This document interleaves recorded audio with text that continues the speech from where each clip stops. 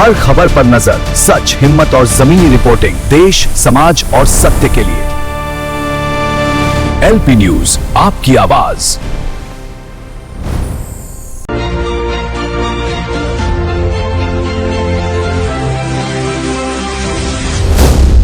LP news. नमस्कार, आपका स्वागत है। मैं रेशमा। 8 PM न्यूज में हम देखेंगे दुर्ग जिले समेत देश विदेश की कुछ प्रमुख खबरें। आइए शुरू करते हैं पहले दुर्ग जिले की खबरों से। दुर्ग के शासकीय कन्या महाविद्यालय में 18 से 24 फरवरी तक फैकल्टी डेवलपमेंट प्रोग्राम का आयोजन किया जा रहा है। कार्यक्रम का विषय लैंगिक समानता राजदूत के रूप में संकाय सदस्यों का उन्नयन रखा गया है। कार्यक्रम का उद्घाटन दुर्ग निगम महापौर अलका बाघमार ने किया, जबकि जन भागीदारी अध्यक्ष प्रीति साहू विशिष्ट अतिथि के रूप में मौजूद रही।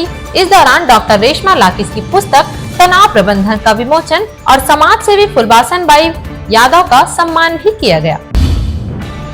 दुर्ग की रहने वाली भारती जैन पर शादी में धोखाधड़ी का आरोप लगा और उन्हें लुटेरी दुल्हन तक कहा गया। परिवार ने रिश्ता मानने से इनकार किया, जबकि इसी रिश्ते से यह एक बच्चे की मां बनी। लुटेरी दुल्हन जैसे शब्द सिर्फ आरोप नहीं बल्कि हर दिन का मानसिक दर्द थे। लंबे संघर्ष के बाद मामला अदालत पहुंचा, जहां दस्तावेज और तथ्यों के आधार पर कोर्ट ने केस को खारिज कर दिया और महिला को राहत दी। इस फैसले ने भारती को सिर्फ कानूनी राहत नहीं दी बल्कि वह सम्मान भी लौटाया जो समाज ने उनसे छीन लिया था। यह कहानी सिर्फ एक महिला की नहीं, उन सभी महिलाओं की आवाज है जिन्हें बिना सुने ही दोषी ठहरा दिया जाता है। भिलाई 3 में डी मार्ट के सामने देर रात तेज रफ्तार के कारण दुर्घटना हुई। इस हादसे में 2 लोग गंभीर रूप से घायल हुए हैं। सत्यम चौक निवासी नकुल का पैर बुरी तरह टूट गया है। दूसरे घायल को तुरंत सनशाइन हॉस्पिटल में भर्ती कराया गया है, जहां उसका इलाज जारी है। फिलहाल घटना की जानकारी मिलते ही स्थानीय लोगों और पुलिस ने मौके पर पहुंचकर राहत कार्य शुरू किया। पुलिस मामले की जांच कर रही है। भिलाई दुर्ग में कानून व्यवस्था को मजबूत बनाने के लिए दुर्ग पुलिस ने तड़के सुबह विशेष कॉम्बिंग अभियान चलाया। यह अभियान मोहन नगर थाना क्षेत्र, सुपेला थाना क्षेत्र और छावनी थाना क्षेत्र सहित कई इलाकों में एक साथ चलाया गया। छावनी के प्रगति नगर में अवैध गांजा बिक्री करते आरोपी को गिरफ्तार कर 2.10 किलो गांजा और 5200 नगद जब्त किए गए। साथ ही सुपेला क्षेत्र में लंबित गिरफ्तारी वारंट के तहत 3 आरोपियों को गिरफ्तार कर न्यायालय में पेश किया गया। इस पूरे अभियान में पुलिस अधिकारियों और पेट्रोलिंग टीम की अहम भूमिका रही। भिलाई के नंदनी रोड पर नगरपालिका निगम ने अतिक्रमण के खिलाफ बेदखली अभियान चलाया। सर्विस रोड पर फल ठेला लगाकर व्यवसाय कर रहे दुकानदारों को हटाया गया।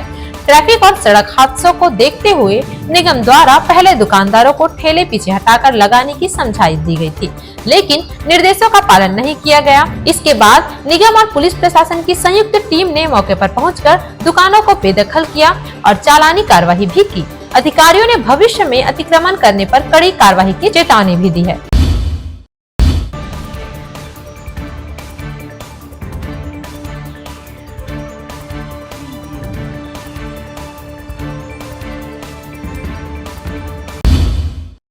अब नजर डालते हैं प्रदेश की खबरों पर।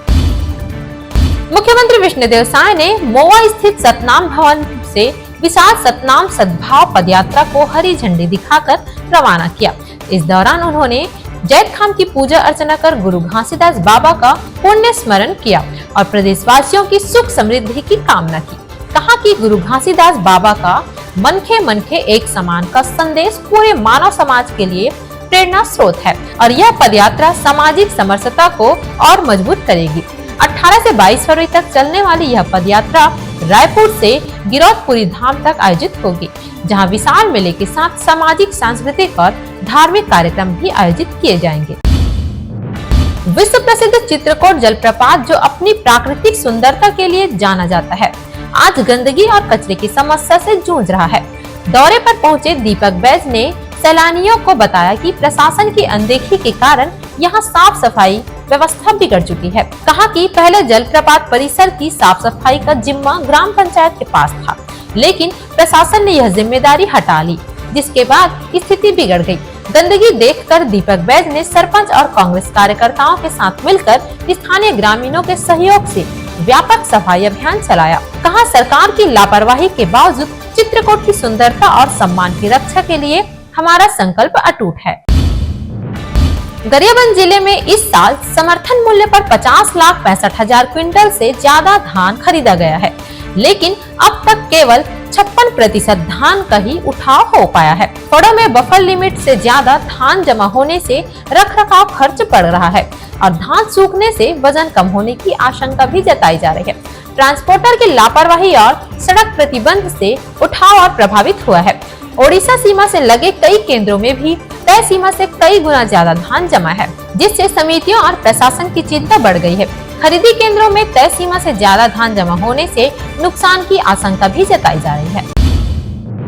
छत्तीसगढ़ के सूरजपुर जिले में बंद कमरे में कोयले की सिगड़ी जलाकर सोए पति पत्नी और उनकी मासूम बच्ची की दम घुटने से मौत हो गई।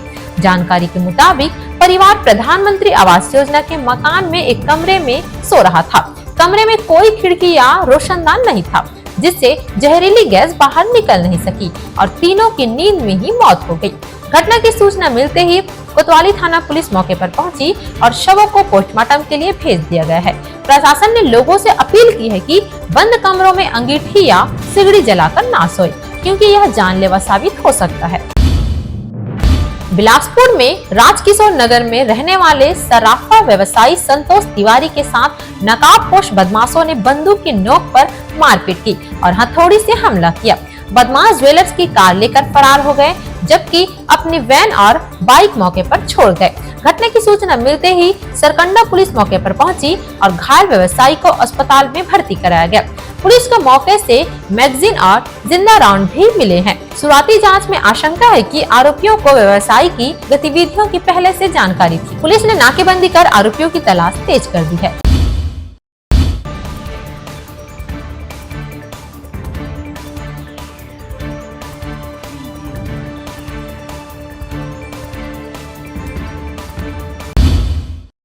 अब नजर डालते हैं देश विदेश की खबरों पर। भारत फ्रांस समिट में दोनों देशों के बीच डिफेंस टेक्नोलॉजी, हेल्थ और स्किलिंग जैसे क्षेत्रों में 20 से ज्यादा समझौते हुए। पीएम मोदी ने कहा कि भारत फ्रांस की साझेदारी गहरे महासागरों से लेकर सबसे ऊंचे पहाड़ों तक फैली है और दोनों देश मिलकर दुनिया का ऐसा हेलीकॉप्टर बनाएंगे जो माउंट एवरेस्ट की ऊंचाइयों तक उड़ान भर सके। मैक्रो ने कहा कि भारत फ्रांस के रिश्ते भरोसे, महत्वाकांक्षा और खुलेपन पर आधारित है और इन्हें स्पेशल स्ट्रेटेजिक पार्टनरशिप तक ले जाया जा रहा है। दोनों देशों ने इंडो पैसिफिक टेक्नोलॉजी और वैश्विक स्थिरता के मुद्दों पर मिलकर काम करने की प्रतिबद्धता दोहराई। केंद्रीय संसदीय कार्य मंत्री किरण रिजिजू ने कांग्रेस नेता राहुल गांधी पर तीखा हमला बोला है। रिजिजू ने कहा कि राहुल गांधी भारत की सुरक्षा के लिए खतरनाक साबित हो रहे हैं और भारत विरोधी ताकतों से जुड़े लोगों से मिलते हैं, जिनसे विदेश में सक्रिय समूह और जॉर्ज सोरोस जैसे नाम शामिल हैं। उन्होंने कहा कि कांग्रेस का काम सिर्फ संसद में हंगामा करना रह गया है।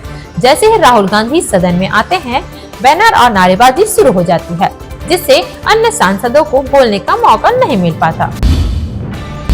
दिल्ली एनसीआर समेत उत्तर भारत में मौसम ने अचानक बदलाव दिखाया है। सुबह राजधानी और आसपास के इलाकों में तेज हवाएं चली और हल्की बूंदाबांदी देखने को मिली। भारतीय मौसम विभाग के अनुसार कई जगहों पर गरज के साथ तेज बारिश हो सकती है। वहीं हिमाचल प्रदेश, जम्मू कश्मीर और उत्तराखंड के पहाड़ी इलाकों में बारिश और बर्फबारी के आसार हैं। मौसम विभाग के मुताबिक यह बदलाव एक्टिव पश्चिमी विक्षोभ के कारण हुआ है, जिसका असर पूरे उत्तर पश्चिम भारत में दिखाई दे रहा है। अमेरिका और ईरान के बीच तेहरान के न्यूक्लियर प्रोग्राम को लेकर नई कूटनीतिक बातचीत जारी है। इसी बीच अमेरिका ने मध्य पूर्व में अपनी सैन्य मौजूदगी बढ़ा दी है। पिछले 24 घंटे में 50 से ज्यादा फाइटर जेट्स क्षेत्र में तैनात किए गए हैं। जिनेवा में हुई बैठक में कुछ प्रगति की बात सामने आई है, लेकिन कई मुद्दों पर चर्चा अभी बाकी है। ईरान के विदेश मंत्री अब्बास अराघची ने बातचीत को गंभीर, रचनात्मक और सकारात्मक बताया है। उन्होंने कहा कि पिछली बैठक की तुलना में बेहतर प्रगति हुई है और अब आगे का रास्ता साफ दिख रहा है। रूस और यूक्रेन के बीच जारी संघर्ष के बीच एक बार फिर बड़ा ड्रोन हमला हुआ है। यूक्रेन के ओडिशा शहर में रूस की ओर से किए गए ड्रोन हमले में कम से कम 3 लोग घायल हो गए, जिनमें एक की हालत गंभीर बताई जा रही है। इस हमले में नागरिक और ऊर्जा ढांचे को भारी नुकसान पहुंचा है और कई जगहों पर आग लग गई है। हमले के बाद शहर के कई इलाकों में क्षतिग्रस्त इमारतों से धुआं उठता देखा गया। वहीं फायर फाइटर्स ने मौके पर पहुंचकर राहत और बचाव अभियान शुरू किया। इमरजेंसी सेवाएं स्थिति को सामान्य करने में जुटी हुई है।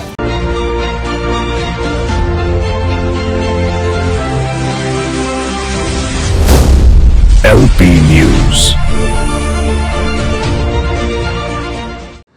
This program is sponsored by SR Hospital and Research Center.